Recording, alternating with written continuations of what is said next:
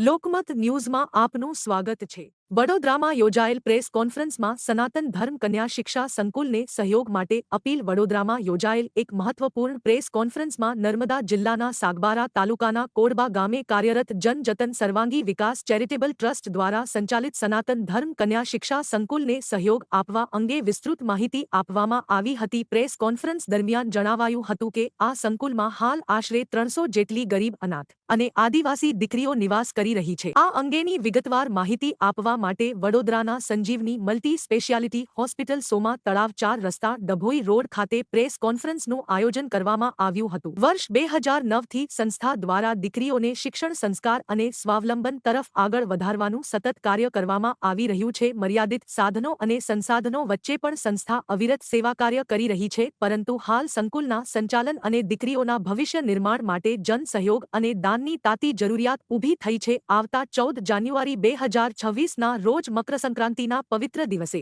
દીકરીઓના ઉજ્જવળ ભવિષ્ય માટે અનાજ, પુસ્તકો, નોટબુક, પેન્સિલ સહિતની શૈક્ષણિક સામગ્રી માટે વડોદરાવાસીઓ અને દાતાઓ પાસે ભાવભીની અપીલ કરવામાં આવી હતી। નમસ્કાર, હું ડોક્ટર દલપત કાતરિયા, સંજીવની મલ્ટી સ્પેશિયાલિટી હોસ્પિટલ સોમા તળાવ 4 રસ્તા વડોદરા।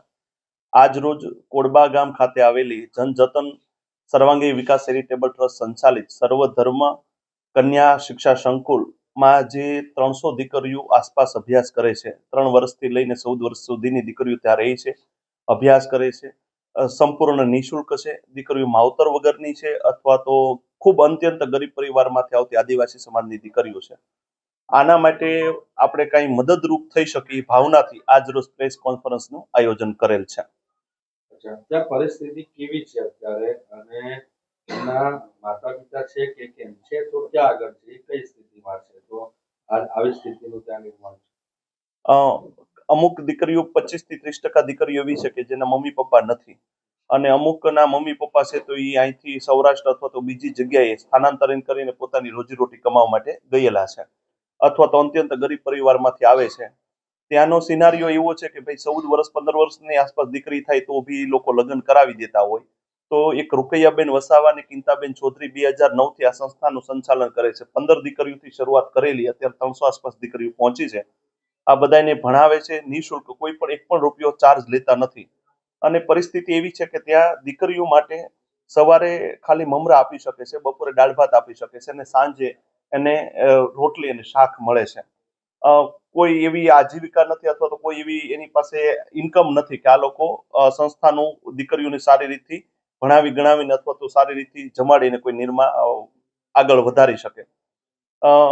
સુરતના એક દાતા ગોટી પરિવાર, જે કર્મયોગી ગ્રુપ આખું છે, એ લોકોએ ત્યાં 300 દીકરીઓ રહી શકે એની માટેની વ્યવસ્થા કરી દીધેલી છે। ધોરણ 1 થી 8ની ત્યાં સ્કૂલ છે તો એની માટેના ઓરડા બનાવી દીધેલા છે અને પ્રાર્થના હોલ બનાવી દીધેલો છે। આ બધું ઠીક, પણ દીકરીઓ જ્યાં રહી છે ત્યાં આસપાસ કોઈ દિવાલ ફરતી નથી, અને એ કરતા તે વિશેષ એ છે કે એનું જે જમવાનું જે ટાઈમ ટુ ટાઈમ પૂરેપૂરું મળવું જોઈએ એ આર્થિક સ્થિતિના અભાવે મળતું નથી।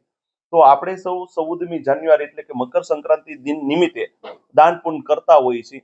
તો આ વખતે આ દીકરીઓ માટે એવું નથી કહેતા કે આપણે આર્થિક મદદ કરીએ, પણ અનાજ છે, બુક છે, પેન છે, પેન્સિલ છે, ઓઢવા માટે સાદર છે, કોઈ તમારે બિનજરૂરી તમારે ત્યાં કપડાં હોય તો કપડાં છે, ઘરે ગાડલું હોય તો ગાડલું, આ દરેક વસ્તુ છે એને આપણે દાન પુણ્ય તરીકે આપણે ત્યાં એ દીકરીઓ માટે આપી શકીએ છીએ। આના માટે અમે સંજીવની મલ્ટી સ્પેશિયાલિટી હોસ્પિટલ વતી ખાતે આખું આયોજન કરશું કે ભાઈ તમે આજથી લઈને તારીખ 11 થી લઈને તારીખ 14 સુધીમાં જે કોઈ લોકોને ઈચ્છા હોય કે કંઈ દેવાની કંઈ ભાવના હોય તે લોકો અહીં સંજીવની મલ્ટી સ્પેશિયાલિટી હોસ્પિટલ સોમા તળાવ 4 રસ્તા ખાતે આપી જાય। અમે દરેક વસ્તુ ત્યાં વિદ્યાર્થીની આ દીકરીઓ માટે અમે પહોંચાડી દઈશું। બીજી બાબત કે કોઈ સોસાયટીના લોકો એવું ઈચ્છતા હોય કે અમારે આખી સોસાયટીનું કંઈ દેવું છે, સોસાયટી વતી અમારે દેવું છે, તો અમને તમે જાણ કરજો, અમે તમને નંબર અમારો આ સાથે આપશું જ કે જે તમે ત્યાં અમે અમારો તરફથી વાહન મોકલી અને તમારી પાસેથી વસ્તુ અમે હાયર કરી અમે તમારી સોસાયટી વતી ત્યાં વસ્તુ અમે પહોંચાડી દઈશું। એની ટ્રસ્ટની આખી વિગત જ છે, બેંકનો ખાતા નંબર જ છે। QR કોડ કોઈ લોકો દુરુપયોગ કરે એટલે આપણે QR કોડ જનરેટ નથી કરાવ્યો, પણ બેંક અને IFSC કોડ સાથે જ સંપૂર્ણ ડિટેલ ટૂંકમાં આપણે આપી દઈશું। દીકરીઓ માટે એક દિવસનો ખર્ચો અંદાજિત 7 થી 8 હજાર રૂપિયા જો એને સારી રીતથી સવારનો નાસ્તો પ્રોપર મળે, બપોરનું જમવાનું, સાંજ જમવાનું મળે તો એની માટેનો ખર્ચો 7 થી 8 હજાર રૂપિયા જેટલો થાય। બીજી બાબત કે કોઈનો પોતાનો જન્મદિવસ છે, મેરેજ એનિવર્સરી છે અથવા તો માતા પિતાની પુણ્યતિથિની ઉજવણી કરતા હોય છે, તો એ આ દીકરીઓ સાથે કરવામાં આવે તો એક દિવસનો એને જમવાનું મળી જશે અને તમને સારા આશીર્વાદ મળશે. સંસ્થા છેલ્લા 15 દિવસ પહેલા અમારે ત્યાં એક અમેરિકાના સ્ટુડન્ટ પ્રી મેડિકલ કેમ્પ માટે આવેલા છે. તો શંકર દાદા અને અરવિંદભાઈ બ્રહ્મભટ્ટે મને ત્યાં જવા માટેનું કીધેલું અને એમાંથી સંસ્થા મારા પરિચયમાં આવી. ત્યારથી અમે છેલ્લા 10-12 દિવસ આ સંસ્થા માટે કામ કરીએ છીએ. અંદાજિત 2 થી 2.5 લાખ રૂપિયા જેટલું ડોનેશન આવ્યું છે. અમારા સંસ્થા વતી સંજીવની મલ્ટી સ્પેશિયાલિટી હોસ્પિટલ વતી અમે દરેક બાળકને સ્કૂલ બેગ, કંપાસ અને સ્માર્ટ બોર્ડ પણ અમે આપ્યું છે.